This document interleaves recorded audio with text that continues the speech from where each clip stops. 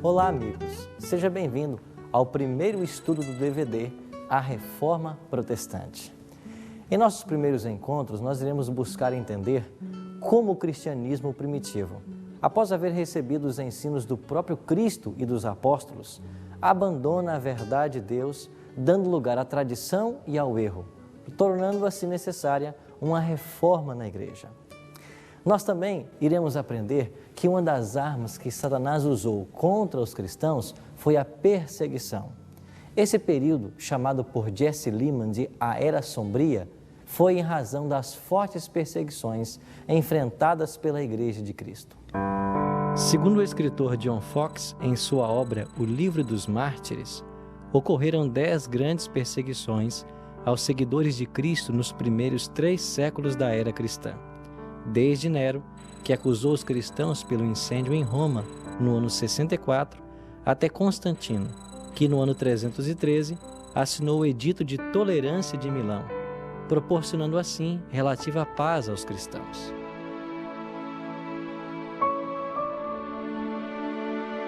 O autor do livro de Hebreus declara que esses foram apedrejados e tentados, foram cerrados ao meio, morreram ao fio da espada, andaram vestidos de peles de ovelhas e de cabras, necessitados, aflitos e maltratados.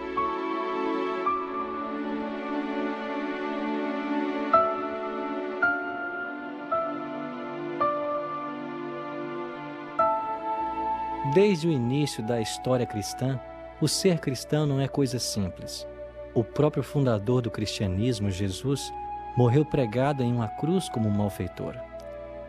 Pouco mais de 3 anos depois, Estevão, um dos 7 diáconos da igreja primitiva, se tornaria o primeiro mártir cristão, ao ser apedrejado por sua fé em Jesus Cristo. A partir de então e até nossos dias, sempre existiram pessoas que foram colocadas em situações nas quais tiveram que selar o testemunho com o próprio sangue, homens dos quais o mundo não era digno.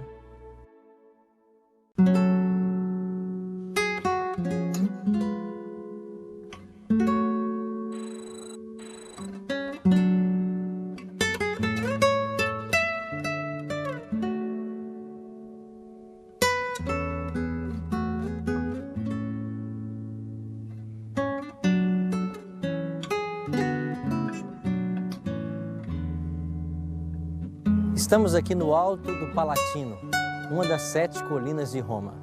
Aqui nessas ruínas moraram vários imperadores, entre eles César Augusto. Nero, no ano 54, chegou ao poder na cidade de Roma e algum tempo depois ele colocou fogo na cidade de Roma. 10 dos 14 bairros que existiam aqui foram todos queimados. Nero colocou então a culpa nos cristãos. A partir desse momento, se desencadeou uma grande perseguição. Os cristãos eram vestidos com peles de animais, lançados às arenas para que as feras os devorassem.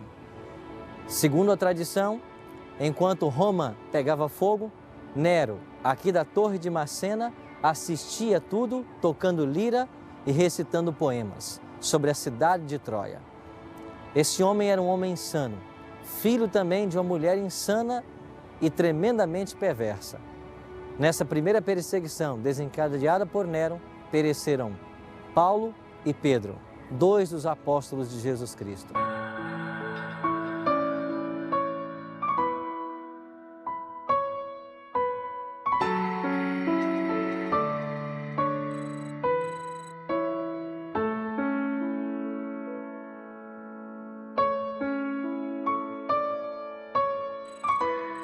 Pastor, qual a importância dessa via na história bíblica? Bem, essa aqui era a principal via de acesso a Roma, quem viesse da Palestina, de Jerusalém, da região do Mediterrâneo. E com certeza o apóstolo Paulo e também o apóstolo Pedro por aqui passaram em direção à cidade de Roma. Agora, pastor, esses 2 homens foram a Roma e qual o fim que lá eles tiveram? Paulo já veio como um prisioneiro, porque ele havia sido aprisionado em Jerusalém. e fora julgado lá, teve suas entrevistas ali, e ele apelou para César, porque ele cria que seria uma grande oportunidade dele testemunhar do Evangelho na casa de César e diante do tribunal que o julgaria. E estando aqui, ele ficou numa residência, ou seja, numa prisão domiciliar, e então, finalmente, na prisão mamertina. E aqui ele escreveu sua segunda epístola a Timóteo, e nessa epístola, no capítulo 4, os versos 7 e 8, ele diz: combati o bom combate, guardei a fé, já agora a coroa da justiça me está guardada, a qual o Senhor, reto juiz, me dará naquele dia.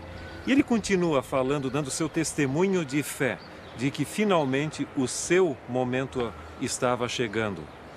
Em realidade, Paulo havia presenciado o apedrejamento de Estevão, o primeiro mártir cristão. E ele consentira nesse apedrejamento, porque ele ainda não era um cristão. Aquilo tocou muito. E ele finalmente, diante daquela experiência no caminho de Damasco, também se tornou um cristão. Além disso, você vai ver que ele presenciou, pelo menos ouviu falar, de vários outros cristãos que haviam sido martirizados. E finalmente chegara agora o seu momento. E ele cria que era um privilégio poder testemunhar do Evangelho da graça de Cristo, depondo a sua vida também como um mártir. E ele foi decapitado aqui. Por sua vez, Pedro, ele também foi julgado, segundo a tradição, nesse lugar, e ele foi condenado à crucifixão. A tradição diz que no momento de ser crucificado, ele pediu para não ser crucificado como Cristo na mesma posição, mas de cabeça para baixo, porque ele não julgava ser digno de morrer da mesma forma como Jesus Cristo havia morrido.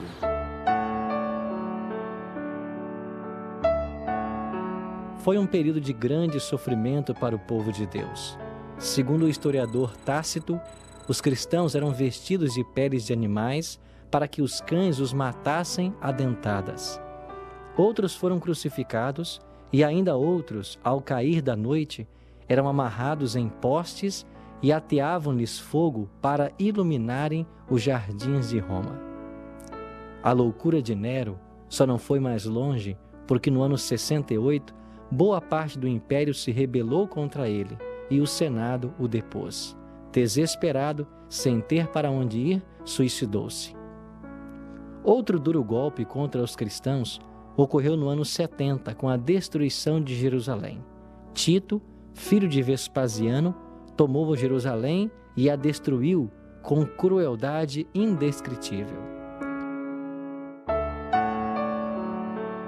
O efeito produzido na igreja pela destruição da cidade foi o que pôs fim para sempre nas relações entre judaísmo e cristianismo.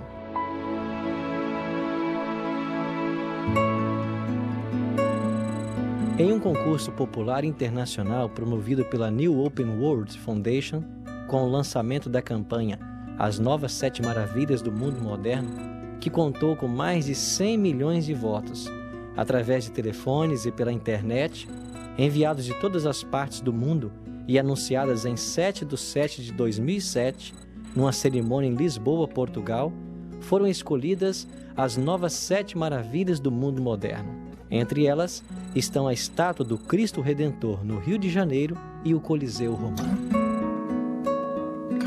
A construção do Coliseu Romano, como é habitualmente conhecido o Anfiteatro Flávio, foi iniciado no ano 72 por ordem de Vespasiano e completada por Tito, seu filho, no ano 80, que dedicou 100 dias de festas para tal acontecimento. Empregou-se no trabalho 12.000 escravos, na sua maioria judeus, feitos prisioneiros por Tito depois da destruição de Jerusalém no ano 70. O Coliseu ergue-se no lugar antes ocupado pela Domus Aurea, residência do imperador Nero. O novo anfiteatro ficou conhecido como Coliseu por causa de uma estátua colossal de Nero que ficava situado próximo ao gigantesco monumento. O Coliseu podia receber até 73 mil pessoas. Foi e ainda é o maior teatro do mundo e durante séculos acolheu espetáculos de feras e lutas de gladiadores e o martírio de cristãos. Durante os primeiros séculos da história cristã, esse Coliseu romano tornou-se um símbolo da morte dos cristãos e de todos aqueles que, amando a palavra de Deus e não se curvando ante aos ídolos romanos, depositavam aqui suas vidas. Segundo alguns historiadores, no ano 80, quando este monumento foi inaugurado, 5 mil animais selvagens foram sacrificados e 10 mil cristãos foram mortos. Ao longo de vários séculos, este Coliseu romano tornou-se símbolo da fidelidade a Deus e da morte dos cristãos. Mas o sangue desses mártires era semente. E quanto mais Satanás perseguia os sinceros filhos de Deus e os matava, mais cresciam em número. O Coliseu romano é uma construção magnífica. Nós podemos ter uma ideia básica da estrutura. A arquibancada toda era coberta por mármore, mas obviamente com o passar do tempo esse mármore foi saqueado, levado para outros lugares. Também terremotos acabaram destruindo parte da estrutura. Mas quando foi inaugurado, ele não tinha essas divisórias internas ali, era reto e com um aqueduto ele podia ser enchido. Quando foi inaugurado, eles encheram de água essa parte aí e inclusive fizeram batalhas navais com pequenos navios com escravos dentro, lutando entre si. Posteriormente foram colocadas essas divisórias ali e aqui eram abrigadas as feras, no caso quando elas eram soltas. Depois você tinha também armamentos ali. Interessante que onde se encontra aquela cruz ali, era o local onde o imperador com sua família ficava. Ele podia vir pelo arco com sua carruagem real ou imperial, ficava ali. E desse outro lado aqui, mais ou menos na mesma posição só, antagônica, ficavam os senadores. Os nobres usavam a parte inferior, depois a parte superior por outras pessoas normais e haviam cerca de 500 escravos que ficavam na parte mais alta ali, vaporizando o perfume aqui para dar um cheiro agradável ao ambiente. Também era colocado incenso em diferentes pontos, especialmente por causa da urina e do excremento de animais e, por que não dizer, de pessoas. Aqueles que estavam sendo derrotados muitas vezes não controlavam mais suas necessidades fisiológicas e geravam um odor terrível. Portanto, um aroma agradável era colocado aqui para neutralizar esse efeito. Os gladiadores triunfantes entravam naquela porta ali. Os condenados a serem mortos entravam já por essa porta lateral desse lado ali. Portanto, o indivíduo que entrasse aqui já estava predestinado. Nesse lugar, muitos dos cristãos foram colocados à disposição de serem comidos pelas feras famintas. Esse aqui é um símbolo realmente de mortificina, onde alguém tinha que morrer para que o espetáculo realmente fosse satisfatório.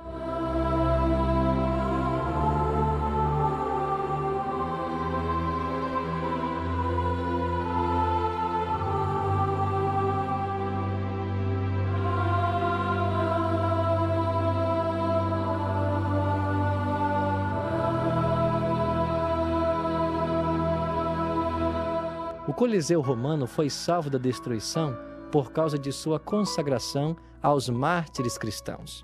No século XVII, o Papa Bento XIV consagrou a Paixão de Cristo e o declarou lugar sagrado, em função dos mártires que ali morreram.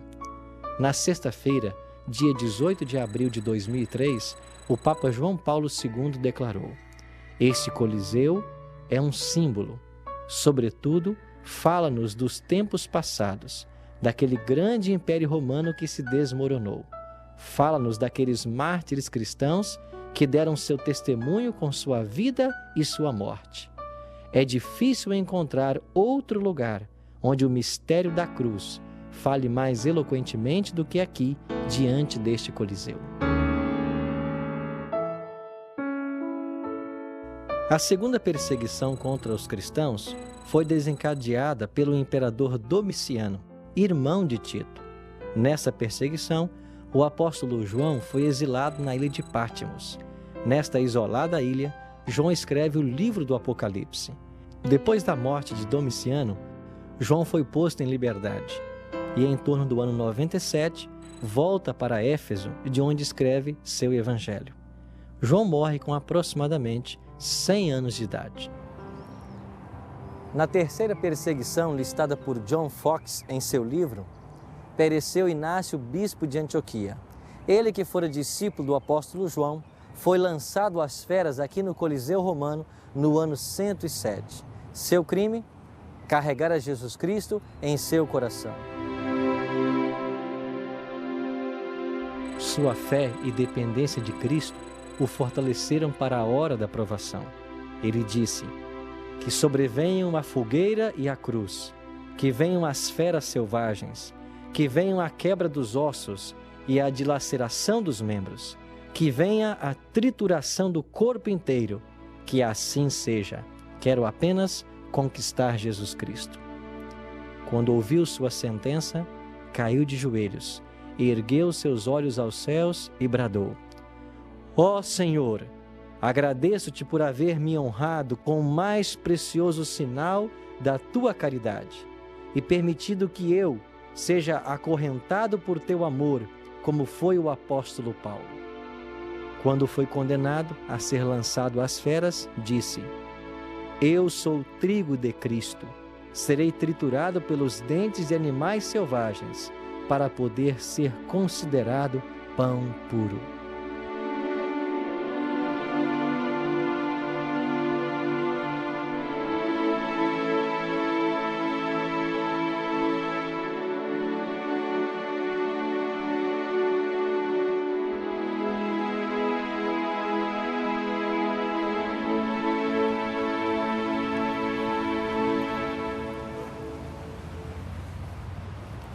Pastor, o que motivou a perseguição aos cristãos?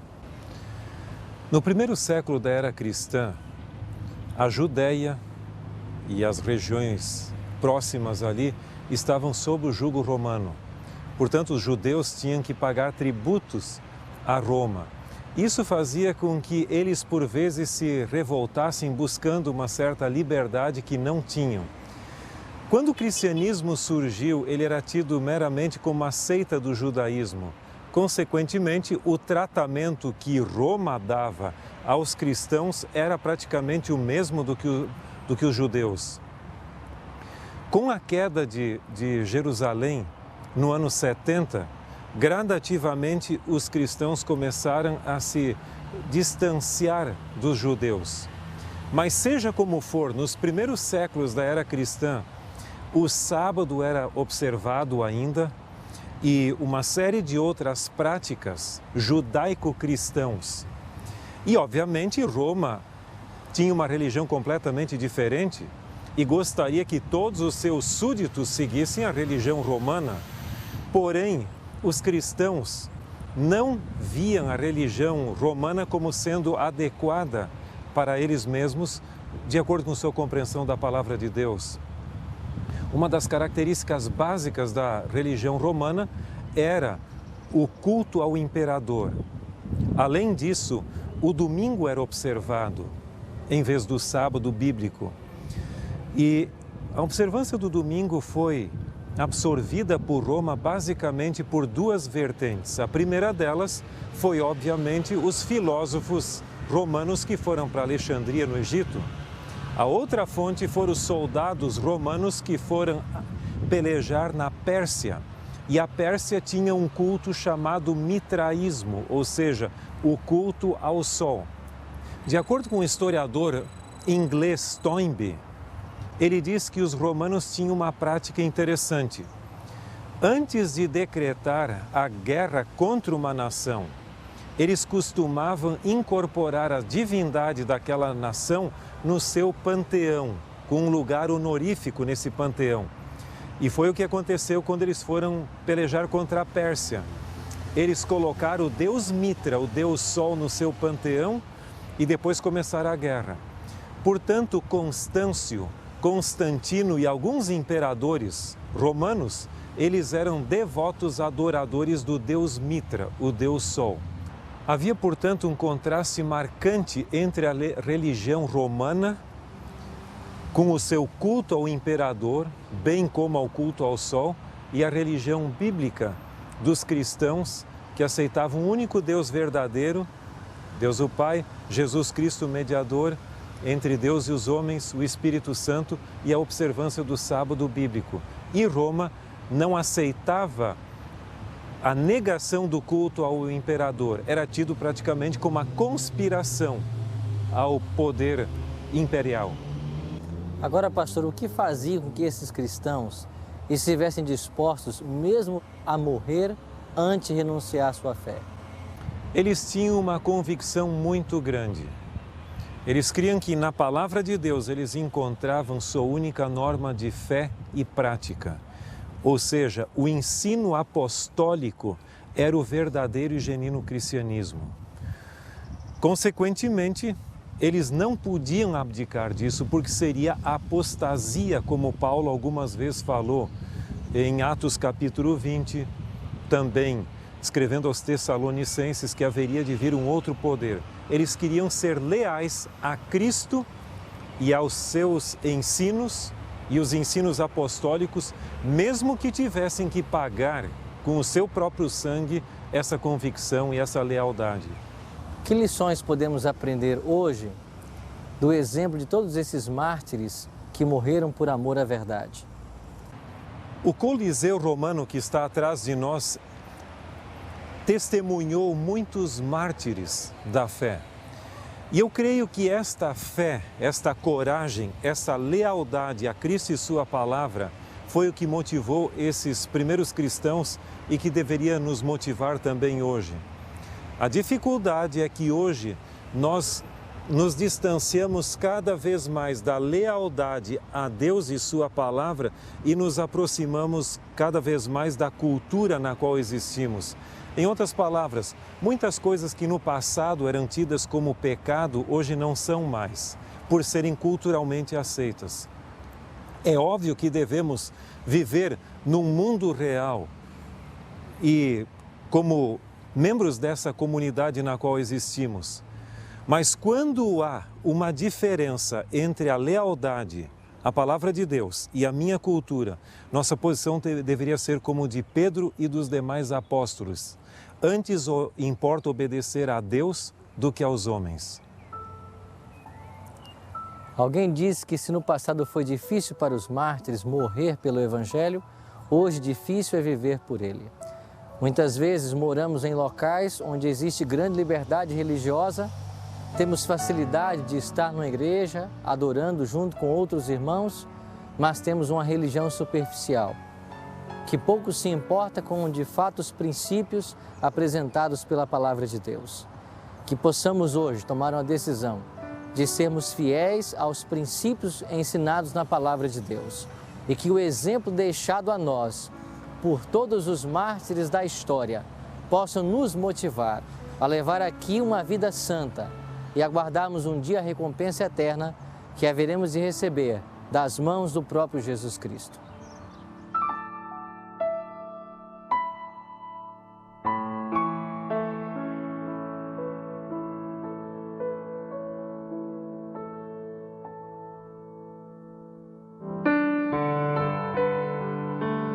A minha decisão é: após conhecer o exemplo de homens e mulheres fiéis a Deus no passado, que estiveram dispostos a entregar a própria vida por amor à verdade, desejo, pela graça de Deus, ser fiel a Jesus e perseverar até o fim para alcançar a coroa da vida eterna.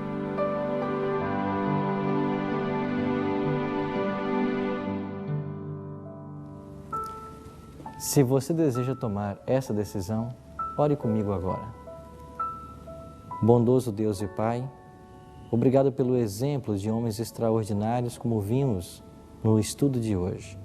Que nós possamos ter a mesma fidelidade à Tua Palavra e buscar com a ajuda do Teu Espírito, viver à altura de todas as verdades que ela nos ensina. Isso te oramos em nome de Jesus. Amém. As grandes perseguições dos 3 primeiros séculos da história só encontraram a trégua com a assinatura do Edito de Tolerância de Milão no ano 313. Com o apoio desse edito, o cristianismo finalmente foi declarado religião oficial do Império. Assim, passaram os cristãos de um momento para o outro das arenas, aonde tinham que enfrentar os leões, para sentarem-se junto ao trono que governava o mundo. Mas o que estava por detrás de tudo isso? Satanás estava mudando de estratégia. Iremos estudar com mais detalhes a respeito desse tópico em nosso próximo encontro. Até lá!